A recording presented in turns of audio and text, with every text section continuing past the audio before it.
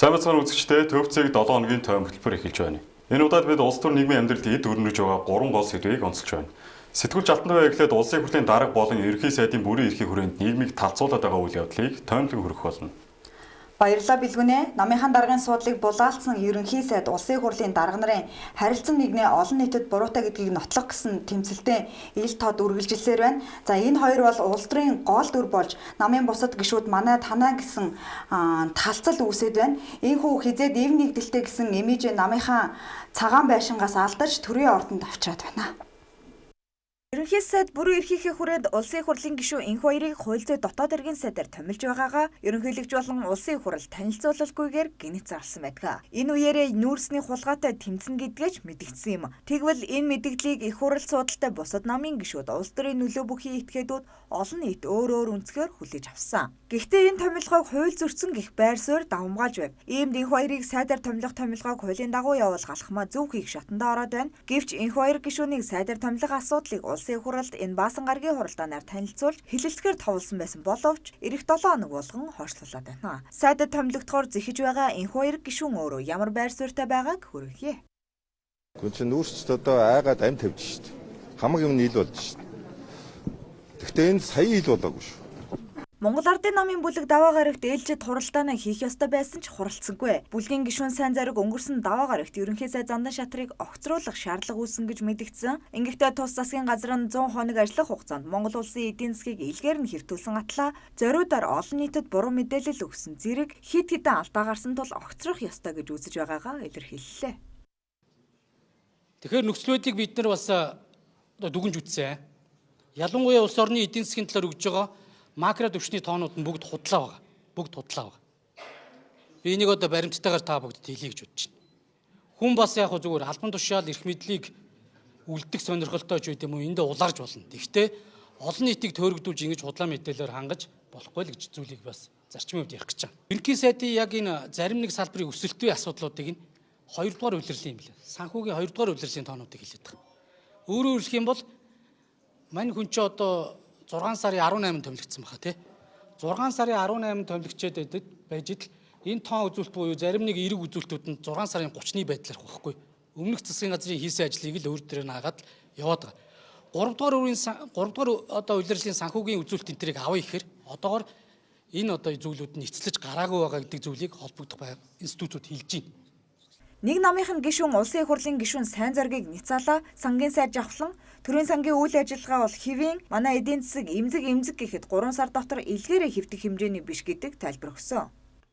Одоо төрийн сангийн үйл ажиллагаа олон улсын валют сангаас гарч байгаа энэ дүгнэлтүүд Монгол улсын валютын нөөц гээд эдгээр асуудлууд дээр одоо хэн дуртай нь гарч ирээд улс төржүүлээд цээжнийхээ бангаар ингэж одоо ярьж хэлж болохгүй. Энэ бол маш эмзэг асуудал шүү. Тийм учраас өнөөдрийн хэмжээнд хүрсэн байгаа эдийн засгийн нөхцөл байдлаа бид одоо цаашаа хэрхэн яаж хадгалах вэ гэдэг нь бидний хувьд хамгийн том чухал зорилго болж байгаа. Зандан шатрын кабинетийнхэн мөн улсын хурлын нэр бүхий гишүүд өнгөрсөн мягмар гарагт улсын хурлын дарга амар баясгалаанд ёс зүйн шаардлага бүхий албан бичиг хөрвүүлж байгаа талаараа мэдээлэл хийлээ. Энэ бидний нөхөд улсын хурлын дарга амар баясгаланг нүүрс түүнтэй холбоотой авилга албан тушаалын хэргийг шалгуулж нэрээ цэвэрлэлтэл улсын хурлын дарга хэмээх энэ албан тушаалыг хаших эрхгүй гэж үзэж байна. Монгол Ардын намын дотоод хаагарлыг сөрөг хүчнийхэн шүүмжилж байна. Ардчилсан нам Монгол Ардын намын мөрийн хөтөлбөр нэртэй олон жил ард түмнийг хуурч явсны горн гарч байна. Иймд одоогийн засгийн газрыг хамгаалж зогсохгүй гэдгээ мэдгдсэн. Харин үндэсний эвслийн 4 гишүүн бүгд засгийн газрыг огцруулах бичигт гарын үсэг зурснаа тус эвслийн тэргүүн номтой хоёроор дамжуулан мэдгдсэн. Жинхнээсээ арчилсан нам руу дотоод асуудал руу ус янз бүрийн байдлаар оролцох гэж байгаа янз бүрийн оролдлогууд байгаа бол тэрийг зогсоосон дээрээ арчилсан намын бүлэг нэгдүүл шийдвэр гаргаж чадна гэдгийг л хэлье. Улсын хурлын гишүүн төрийн байгуулалтын байнгын хорооны дарга сандаг очор хэн нэгнийг шүүхээр эцэслэн гэмт хэрэгт холбоотой тогтоогдож нотлогдоогүй байхад гүйцэтгэх засаглалын тэргүүн улсын хурлын даргыг алуурчин авилгачин мэтээр цоллож байгаад харамсаж байна гэдэг байр суурь илэрхийллээ. Унсан бүх туг тойрдоггүй. Өнөөдөр манай сайд дарга нар шүүгч болсон байна. Манай сайд дарга нар прокурор болсон байна. Аливаа тэмцэх газрын байцаагч нар болсон байна. Өнөөдөр улсын хурал дээр хэрэг ярьдаг болсон байна. Энэ бол хизээч байж болохгүй асуудал. Энэ хэргийг хэн ярих ёстой вэ гэхээр өнөөдөр хууль шүүхийн байгууллагууд, прокурорууд, аливаа тэмцэх газар, тагнуул, шүүгч нар ярих ёстой. Өнгөрч буй 7 хоногт бас нэгэн улс төрийн чухал шийдвэр гарлаа. Засгийн газрын улсын нууцад авсан байсан нүүрсний гэрээнүүдийг ил болгосноо зарим нэр бүхий гишүүд бүлгийнхний үнэн төрхийг илчилсэн үйл явдал боллоо. Улсын нууцад авсан байсан нүүрсний 39 гэрээний 31 нь бод группт хамаарч байгаа талаарх баримтууд цахимаар дэлгэгдэж эхэллээ. Нүүрсний гэрээ байгуулснаас 8.2 сая тонныг нь өмнөд хөрш рүү экспортлсон байна. Нүүрсийг 1 тонныг нь 200 ам доллараар борлуулсан гэж бодвол 1.6 тэрбум ам долларыг аль хэдийн халаасалсан байна. Гэтэл барьсан төмөр зам нь мухар. Монголын ард түмнийг ингэж дарамжлах эрх хүнд байна. Нүүрсний гэрээ ил болсонтой холбоотой тухайн үед нүүрсний сонсголд аргалж байсан их хоёр гишүүнч мөн өөрийн байр суурийг илэрхийлсэн. Нүүрсний бүлэглэл хоорондын тэмцэл болж байгаа. Тэдний бүх зүйл ичлэгдэж байгаа. Айж байгаа. Энэ гинт яригдсан одоо ингээд сонсгол байсан одоо зарим хүмүүс ярьж чулуун цагт ингээд гинт намын дарахын асуудал болсон чи чулуун цагт ингээд баригдсан гэж яриад байгаа байхгүй. Энэ 23 оны ихээр энэ яллагдагч байсан итгэхэд байхгүй. Ламжав яллагдагч байсан 23 оны ихээр шүү. Нүүрсний сонсгол 23 оны 12 сард болсон. Нүүрсний сонсголоос 10 сарын өмнө энэ яллагдагч байсан юм шүү дээ. Харин шалахгүй байсан биз шүү. 2 жилийн турш шалахгүй хавдарсан байна. Хэн энэ нөлөөлж харин нүүрсдийг одоо найдаж ингэж яаж ирсэн. Харин энэ бүх асуудал ил усны хүчинд ард түмний нүдэн дээр ингэж ил усны шахалтын хүчинд энэ асуудлууд олон түмний шахалтаар одоо үнэн мөн тогтоогдсаг ойртож байна. Улсын хурлын дарга амар баясгалан огцруулах бичгийг өргөн барьлаа. Огцруулах бичих 67 гишүүн гарын үсэг зурсан байна.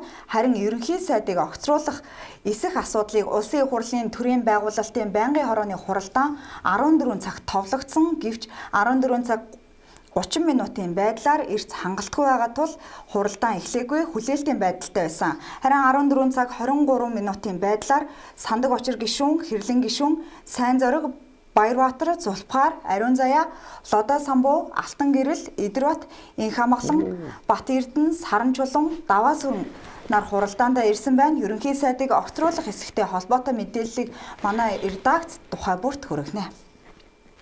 Монгол Улсын ирээдүйг бүтээгч хоёр гол тулгуур бол Багш Эмч хоёр.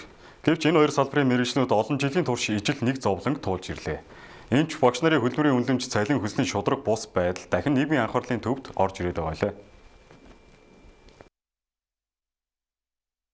Багш нарын цалин нэмүүлэх шаардлага сүүлийн хэдэн сарын турш Монголын нийслэл орон нутгуудаар эрчимтэй яригдж, иргэдийн гарын үсгээр өргөдөл өргөн баригдаж, суулт, цуглаан, төрийн байгууллагатай уулзалт хэлэлцээр болж байна. Энэ хөдөлгөөн нь албан ёсоор 2025 оны 7 сарын 1-нд улсын хурлын цахим өргөдөл хэлбэрээр олон нийтэд нээлттэйгээр эхэлж, эмч багш нарын цалин нэмийн нэртэй өргөдөд 33,000 гаруй хүн гарын үсэг зурж, уг өргөдлийг улсын хурлын байнгын ороогоор 9 сарын 30-нд хэлэлцэж, холбогдох байнгын хороонд хүргүүлсэн байдаг. Ер нь багш нарын цалин хизээнээс хэдэн удаа хэдээр нэмэгдсэн бэ? Энэ талаар түүхийг эргэн харъя. Багш нарын цалин нэмэгдүүлэх хөдөлгөөн 2017 оноос ил тод хэлбэртэй болж 2023-оос 2024 онд эрчимдсэн байдаг. 2007 онд багшийн сарын дундаж үндсэн цалин ойролцоогоор 243,000 төгрөг байжээ. Дараа нь 2017-оос 2019 онуудад үндсэн цалин 600-аас 800,000-ын орчимд шилжиж, 2019-с 2020 онд зарим ангилалд сарын 787.7 мянгаас 850.7 мянган төгрөгтэй болжээ. Засгийн газрын шийдвэрээр 2019-с 2023 оны хооронд цалингийн бүтцэд хэд хэдэн өөрчлөлт оржээ. 2022 он засгийн газрын 100 дугаар тогтоолоор ерөнхий боловсролын сургуулийн багшийн доод цалин 749 мянгаас сая 50 мянган төгрөг болгон нэмэгдүүлсэн байна. Түүнээс хойш мэргэжлийн зэрэг ур чадвар ажилласан жил, орон нутгийн нэмэгдэл, анги даах, кабинет хариуцах, гэх мэт нэмэгдлүүд нэмж тооцогдох болсон тул зарим багш нар нэмэгдлүүдийг авч эхэлсэн байна. 2023 онд 241, 326 дугаар тогтоолууд багш нарын цалин 20-с 46%-аар нэмэх зохицуултыг хийснээр үр дүнд нь зарим багшийн доод цалин сая 63 мянгаас сая 337 мянган төгрөг хүрсэн юм. Харин засгийн газраас 2024 оны 4-р сарын 1-ээс эмч багшийн үндсэн цалин 10% нэмээд сая 400 мянган төгрөг болсон гэж зарласан. 2025 онд нийт төрийн албан агчийн цалин 6%-аар нэмэгдснээр багшийн үндсэн цалин орон даяар сая 484 мянган төгрөг болсон. Боловсролын яамнаас энэ онд гарсан судалгаа тайлангаар нэмэлт төс урамшууллыг тооцвол нийслэлийн багш бүрэн орлогоороо дунджаар 276 сая төгрөг авч болно гэж тооцсон байна. Гэвч инфляцийн өсөлт, хэрэглээний үнийн түвшин, орон сууцны өртөг зэрэг бодит зарлууд хоёр дахин нэмэгдсэн тул бодит орлого өсөөгүй гэж багш нар үзэж байгаа юм. Тухайлбал ерөнхий боловсролын багшийн доод үндсэн цалин 2020 онд 850,717 төгрөг байжээ. Одоогийн сая 484,000 төгрөгтэй харьцуулахад нэрэлсэн өсөлт 74.4%. Гэсэн ч 2020-оос 2024 онуудын хоримтлуулагдсан инфляци нийлбэрээр ойролцоогоор 51.2% хүрчээ. Тиймээс 2020-оос 2025 оны хооронд багшийн цалин нийт инфляциас давсан ч бодит өсөлт ердөө 15% орчим гарч байна гэж манай тооцоолол харуулж байна. Өөрөөр хэлбэл багш нарын худалдаа авах чадвар инфляциас хосорч байсан жилүүд бий. 2023 оны том хувьтай өсөлт хэсэгтээ нөхөж өгсөн боловч ерөнхийдөө нэмэгдэл нь тогтмол хангалттай бус байв.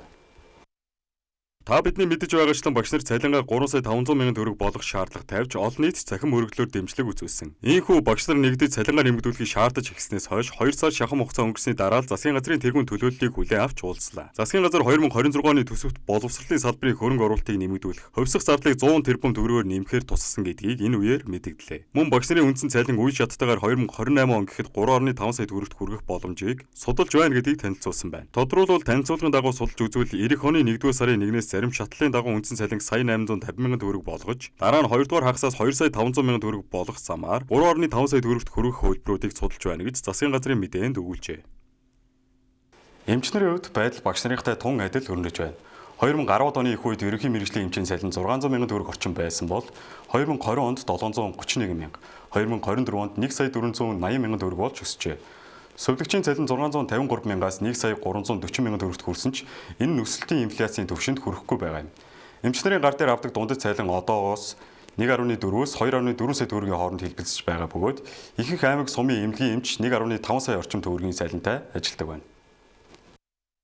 Иймээс энэ сарын 9-ний өдрөөс эхлэн эмч эмнэлгийн ажилтнууд үндсэн цалингаа 3.5 сая төгрөг болгох шаардлага тавьж төв талбайд жигсэж эхэлсэн юм. Тэдний гол байр суурь тодорхой эрүүл мэндийн салбарын тогтвортой байдал, иргэдийн аюулгүй байдал нь эмч эмнэлгийн мэргэжилтнүүдийн цалингийн шударга үнэлүүлжээс шууд хамаарна гэцгээж байна. Харин улсын хурлын түвшинд энэхүү асуудал хилцэгдэж байгаа ч тодорхой шийдвэр гараагүй байна. Зарим гишүүд цалингийн нэмэгдлийг төсвийн хүрээнд хийх боломжийг судалж байгаагаа илэрхийлсэн бол нөгөө хэсэг нь багш эмч нарын цалин төрийн жинхэнэ аль багшлын түвшинд тэнцвүүлэх шинэ үеийн төсөл боловсруулж эхэлжээ. Ерөнхийдөө зандагч нар Монголын эрүүл мэндийн ажилтны үйлдвэрчний эвлийн холбооны төлөөлөгчдийг эмч нар жигсэж эхэлсэн эхний өдөр хүлээн авч уулзсан юм. Эмч нарын төлөөлөл цалин бага, хүний нөөц дутагдaltaй учраас эмч сувилагч нар ачаалал ихтэй илүү цагаар ажиллаж байна. Эмнэлгүүд эми өртөө эм тариаг авч чадахгүй байгаагаас иргэд эрүүл мэндээр хохирох эрсдэлтэй. Иргэд өвчтнүүд бухимдалтай байна. Орон нутагт ажиллах амьдрах орчны тааруу учир залуу эмч мэргэжилтнүүд очихгүй байна. Цалин бага учраас эрүүл мэндийн салбарт ажиллагчид банкны зээлийн шаардлага хангахгүй байна гэдэг асуудлыг хөндлөө. Ерөнхийдөө зандагч нар эрүүл мэндийн салбарын эмч ажилтнуудын шаардлагыг хүлээн авч байгаагаа илэрхийллээ. Мөн эрүүл мэндийн салбарын шинжилтийн төлөө цуглаан зохион байгуулж ажил хэрэгт санал тавьж буй тэдэнд талархаж байна гэв. Улмаар эрүүл мэндийн салбарын зөв шинжилтийг хэрэгжүүлэхэд хамтарч ажиллагаа илэрхийлээд хамтарсан ажлын хэсэг байгуулж, Монголын эрүүл мэндийн ажилтны үйлдвэрчний эвлийн холбооны төлөөлөгчдийг хамтарч ажиллаж хяналт тавихыг хүсжээ. Цалин нэмэх асуудлаар сангийн яамны төлөөлөл ажлын хэсэгт орж ажиллаж, бодит боломжоо ярилцсан гарт шийдэл хайхыг үүрэг болголоо.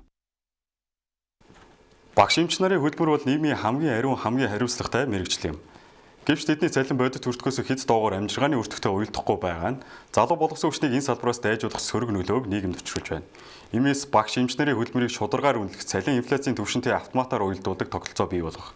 Төсвийн бүтцийг дахин хянах шаардлагатай байгааг төрийн ордны өмнө өрнөж байгаа эмч багш нарын жагсаал цуглаанаас шаардж байгаа юм. Тойм хөтөлбөрийн төгсгөлд хүүхдийн мөнгөний асуудлыг онцолж байна. Монгол улсын 1.2 сая хүүхдэд сар бүр 100 мянган төгрөг олгодог бодлого дахин хэлэлцээний төвд орлоо. Халамж ба хариуцлага өсөлт ба хомсдлын зааг дээр Монголын эдийн засаг хаашаа чиглэх вэ? Тэгвэл энэ тал дээр улсын хурлын гишүүд өөрсдийн байр сууриа илэрхийллээ.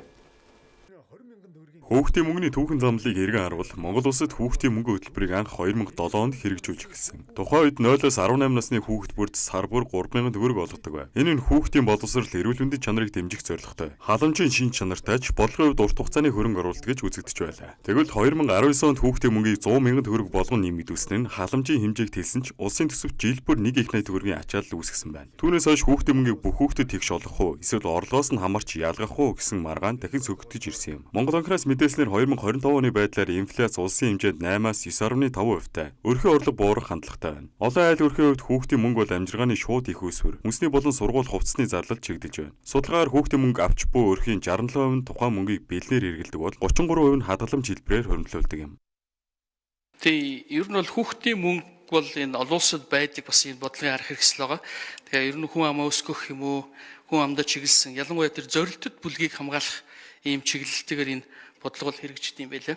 Тэгэхээр бол манад бол ерөнхийдөө ингээд хавтгай явж байгаа гэж хэлж болно. Ялангуяа олон улсын валютын сангийн дүгнэлтэн дотор бол ерөнхийдөө энийг зорилттой бүлэг рүү чиглүүлээч гэдэг талаас нь ярьж байгаа. Гэвч эдийн засгийн шинжээчдийн үзэж буугаар ийм халамжийн мөнгө эрэлт өсгөж үнийн өсөлтөд нөлөөлдөг. Өөрөөр хэлбэл зах зээлд мөнгөний нийлүүлэлт нэмэгдэгч, үйлдвэрлэл, бүтээмж, ижил түвшинд байвал инфляц хөрөгдөж, хэрэглээний барааны үн өсөх эрсдэлтэй. Улсын их хурлын гишүүн Цэнгов энэ асуудлыг илэн далангүй хүндсэн юм. Тэрээр хүүхдийн мөнгийг болиё гэд хэлчих зөрөгтэй хүн байдаггүй. Гэхдээ нэг ихний төгрөг зүгээр л хэрэглээний зардал болж байна. Энэ нь иргэдэд таалагддагч боддоор хиймэл мөнгөний урсгал. Гэсэн нь олон нийтийн сүлжээнд шүүмжлэлт агуулсан.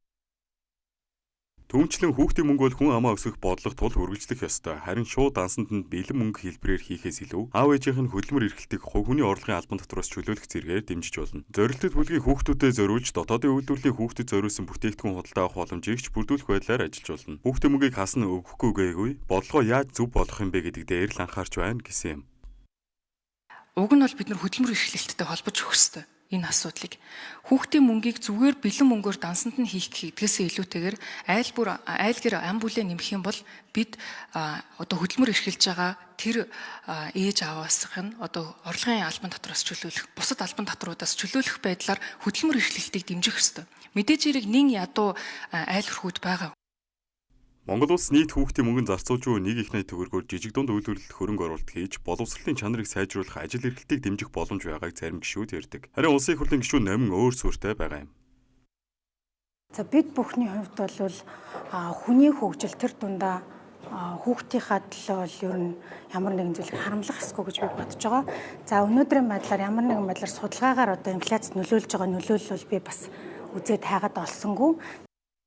Өрхийн дундаж орлого бараа бүтээгдэхүүний үн амжиргааны түвшин ялгаатай ч олон айлын хувьд 100 мянган төгрөг бол амжиргааны хөнгөлөлт биш харин амьдралын тулгуур болж хувирсан. Улаанбаатар хотын нэг өрхөд 100 мянган төгрөг нь хүүхдийн хичээлийн хэрэгслийн 2-оос 3 багц ч хүрэхгүй бол хөдөө орон нутагт хүнсний сард хангалттай дэмжлэг болж байгаа нь амьдралын ялгааг илэрхийлж байна. Тэгвэл энэ тал дээр улсын их хурлын гишүүн мөнх баясгалан өөрийн байр сууриа илэрхийллээ. Хүүхдийн мөнгө чинь байх ёстой мөнгө байхгүй юу? Яагаад гэвэл бид нар өнөөдөр хүн амд цөөтэй орон байхгүй юу? Хүн амаа өсгөжж бид нар илүү их потенциалтай болон тэгжиж хөгжих ёстой. Хүүхдийн мөнгийг үе үед хамгаална. Би бүр дээрээс нь нэмээд хүүхэд хөгжлийн карт гэж Европын холбооны улсуудад мөрдүүлдэг. Зөвхөн тэр хүүхэд хөгжлийн төлөө одоо e-спорт, шинжлэх ухаан, зүгээр спорт энд нь зориулдаг тусдаа мөнгийн хүртэл бий болгоё гэж бүлэг дээр санаачлаа явж байна. Нэгдсэн улсын байгууллагын хүүхдийн сангийн мэдээллээр дэлхийн 23 орнд хүүхдийн мөнгийг өрхийн орлогоос үл хамааран олгодог. Энэ нь хүүхдийн эрхийг хамгаалах ялгуурлал үүсэхгүй байх бодлогын үндэс юм. Гэсэн ч хөгжингүй орнууд үүнийг татварын буцаа олголт, боловсролын тэтгэмжтэй уялдуулдаг бол хөгжиж буй орнууд халамжийн хэлбэрээр олгодог. Манай орны хувьд хүүхдийн мөнгө бол нийгмийн халамж төдийгүй улс төрийн доктортой байдлын хэрэгслэлд болж хувирсан. Учир нь хүүхдийн мөнгө хасагдана гэх мэдээлэл гармагц нийгмийн бухимдал нэмэгддэг нь сүүлийн 7 хоногийн олон нийтийн хандлагаас ч тод харагдаж байна. Эцэст нь дүгнэж хэлэхэд хүүхдийн мөнгө бол энгийн халамж биш. Ирээдүйд чиглэсэн улс орны хөрөнгө оруулалт. Гэвч энэ бодлогыг зөв хэрэгжүүлэхийн тулд эдийн засаг суур тогтвортой байх, халамж ба хөдөлмөрийн тэнцвэрийг хадгалах, хүүхдийн мөнгийг үр өгөөжтэй хэрэглээнд чиглүүлэх, улсын төсөвт үүсэх эрсдлийг хянах шаардлагатай байна. Нийгмийн халамжийн системийг цэгцлэхгүйгээр эдийн засагт дарамт иргэдийн амьдралд найдварын хүлээт үүсэх аюултай. Хүүхдийн 100 мянган төгрөгийг зогсоох уу эсвэл ухаалгаар хүрэх үү? Энэ бол Монголын эдийн засгийн бодлогын томоохон сорилт хэвээр байна.